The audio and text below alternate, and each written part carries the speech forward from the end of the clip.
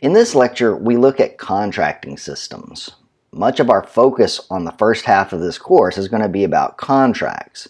But of course, contracts can't exist on their own. They must exist within some framework.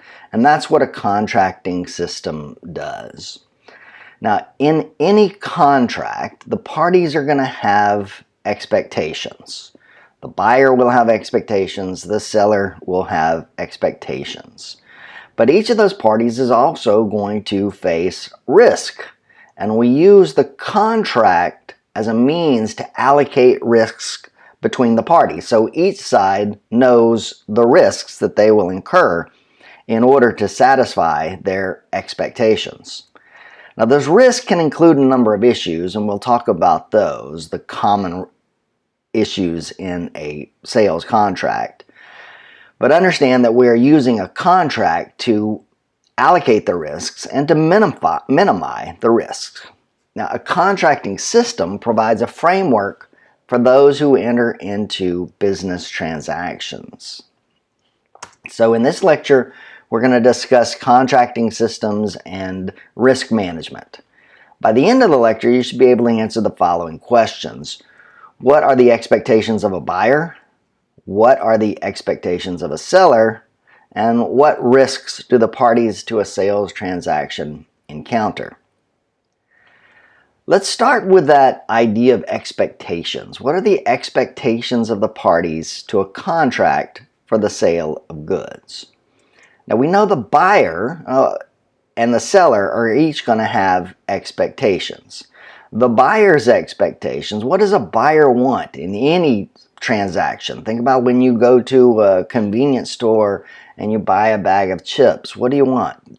You want to receive the goods that you bargained for. You want to receive the bag of chips, and you want the bag of chips to satisfy your expectation.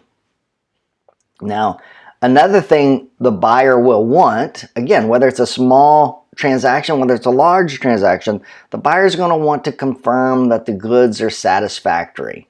That means the buyer would like to inspect the goods before paying for the goods. So the buyer has an expectation that it will have a right to inspect the goods. And in fact, the buyer doesn't want to pay for the goods until she finishes inspection. Until the inspection period is over, the buyer doesn't want to pay for the goods. The buyer doesn't want to put out money in the hopes that the goods are going to satisfy its expectations. They want to inspect them first. Otherwise, the buyer will have paid for goods that are not the goods she ordered and for which she may not have a use. And again, this works on a small transaction or a multi-million-dollar transaction. Now, the seller is going to have certain expectations as well. And again, put yourself in this role. What do you as a seller want? What's your number one expectation? You want to get paid. And not only do you want to get paid, you want to get paid as quickly and efficiently and expeditiously as possible. The seller doesn't want to endure an extended waiting period while the buyer inspects. The seller may be willing to grant an inspection period, but they want that inspection period to be as short as possible. And finally, the seller wants to avoid shipping goods that may be rejected. If you are shipping goods across the country, you're in California, the buyer is in Florida, you want to avoid shipping those goods if you believe the goods may be rejected. Because now what? The seller has parted with the goods but hasn't received payment and now has to go through the difficulty of recovering the goods. Now, a contracting system provides for the assignment of risks between the parties, the risks that are involved in any sales transaction. Now, these risks tend to fall into two categories, and the first category is performance risks. And of course, the number one performance risk is non-performance. In the case of a seller, that means a failure to ship the goods, a failure to deliver the goods. In the case of a buyer, it's a failure to pay for the goods. So non-performance, of course, is a large risk that buyers and sellers will encounter in a sales transaction. Late performance is also a risk. Late performance. What does that mean? For a seller, it means late shipment. For a buyer, late payment. And again, these can both be devastating for the other party. If you sell Halloween costumes and you have a contract for that the costumes are going to be in your store by September 1st, and instead they don't arrive until October 15th, you've lost out on 6 weeks of sales that you're not going to make back up. Similarly, if you're a seller and you've performed according to what the contract says, but the buyer fails to pay, that means you've got to finance that buyer's failure to pay. Unacceptable performance. Performance that does not meet the standards set forth in the contract. So in the case of a seller, it's a seller shipping non-conforming goods. For a buyer, it may mean payment for the goods in a manner that is not acceptable. And finally, even early performance is a risk. If you are a buyer and this happens all the time in the construction industry, you're building a building, but you only need certain products at a certain time. And if those products arrive early, even if they are totally meet the specifications called for in the contract, if you don't have a place to store them, that means you're going to incur a cost in storage. Same with early performance on the part of the buyer. If the seller has sold goods on credit, it may be counting on the interest payments and may have factored those interest payments into the price of the good. If the buyer pays for the goods early, the seller is going to miss out on all of that interest. Now, the other category of risks has to do with unexpected conditions, things that happen that were not contemplated by the parties. And the biggest one of this has to do with acts of God. Acts of God is a legal term referring to things like natural disasters, fires, hurricanes, tornadoes, things that were not contemplated and could not be expected. So an act of God could wreck a contract. And so the parties will want to allocate the risk of an act of God in the contract. Unexpected costs could increase dramatically for reasons that were not anticipated in the contract. If, for instance, the contract called for the sale of jet fuel and a war broke out in the Middle East, that cost of that jet fuel is going to skyrocket. And the party that has contracted to sell it at one price is going to face a situation where it's going to lose money if it goes through and sells the jet fuel at that price. Same with diminished revenues. If a buyer was expecting revenues that it did not receive, then that is another unexpected condition. And finally, just market forces in general. Oftentimes the market acts independently of what the buyer and the seller are doing. Therefore, those can be unexpected condition risks as well. Now, what do? We use contracts to shift the burden of risk between the parties, to allocate risk between the parties. And the parties can contract with regard to any risk, meaning we could contract to whether a tornado strikes or not. Even though we have no control over it, even if it's an absurd risk or an improbable risk, the law allows the parties to contract to that. This is why in any contract that you've seen, that you've signed, like a mobile telephone service contract or a credit card contract, the contract is impossibly long, right? It's going to include provisions regarding things that may never happen. The reason why is that in order to be a careful seller or a careful buyer, you want to include all of those terms in the contract. The parties can even contract regarding termination without performance, meaning the parties can, in their contract, provide a means for one of the parties to not perform. So we are going to control performance risks in the contract itself. So contracts allocate risks, and that's a very important aspect of their use. But those contracts can't exist on their own. They must exist within a contracting system. And a contracting system, any contracting system in the United States or around the world, has to do three things. This framework, a contracting system must provide the requirements of a valid contract. A contract is formed in any transaction in which one or both of the parties make a legally enforceable promise. So a contract is an exchange of enforceable promises. Promises you can understand, but we don't enforce every promise. We only enforce certain promises. And what do we mean by enforceable?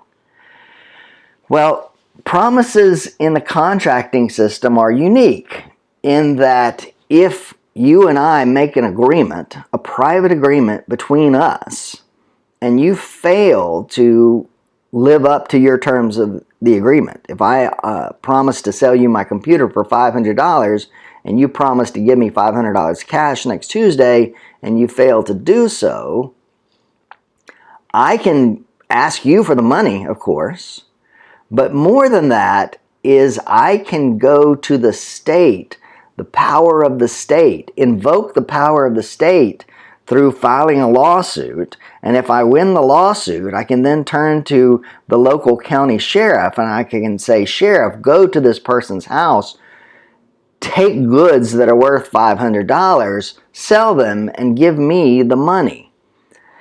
So a contracting system allows society to enforce promises. But of course, this is a tremendous power that you can go out and ask for society to govern your private transaction, to intervene in your private transaction. Therefore, we as a society have stated we're only going to enforce certain kinds of promises. And so that's what a contracting system is going to do. It's going to provide the requirements that must be met in order for a valid, enforceable contract to exist. The second thing a contracting system must do is to provide guidance for the performance of a contract. The contracting system has to provide rules as to when a party has performed according to the requirements of the contract. When has a party satisfied its obligations under the contract? In other words, when has a party kept its promises under the contract? Because the parties to a contract need to know with certainty when their obligations under the contract are complete. You probably heard the term breach of contract, and we'll be talking a lot about breach of contract in this class. Well, a breach means a failure to keep your promise. A breach is a failure to perform one of the obligations of the contract. So that's a breach of a contract. It's a failure to keep your promise. So those are the first two things a contracting system must do. Provide the requirements of a valid contract and provide guidance for the performance of a contract. Finally, a contracting system has to provide a remedy for the failure to perform a contract. There must be some remedy available in order to give the contract meaning. So the contracting system has to provide a remedy for the breach of a promise, the failure to perform according to the obligations of the contract. Because if there is no remedy for failing to perform, then the contract loses its meaning. If I am unable to do anything when you fail to to pay me the $500 for my computer, then the contract itself was meaningless. Therefore, we need a remedy to enforce the terms of the contract. So a remedy gives to the contract meaning. Now, these remedies can take different forms depending on the nature of the contract. So we'll be talking a lot about remedies in the second section of the course. We'll be looking at how you calculate them, what they are, and as we'll see, remedies can change depending on the type of contract. So contracting systems exist, and in the United States, we actually have different contracting systems depending on the type of contract at issue. So we have multiple contracting systems governing our agreements, whether they are personal or as part of our business. And in fact, there are in the United States 3 primary contracting systems in place. The primary source of contract law in the United States is common law, oftentimes referred to as case law.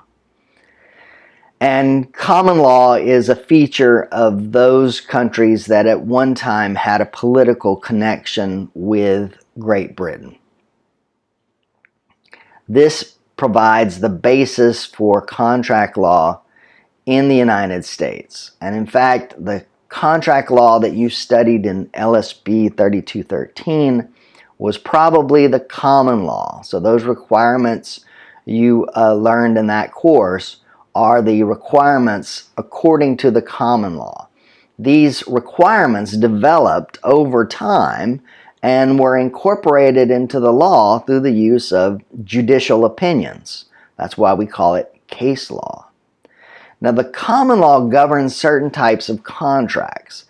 Any contract for a service, whether that's an accounting service or a legal service or construction service, those contracts are governed by the common law.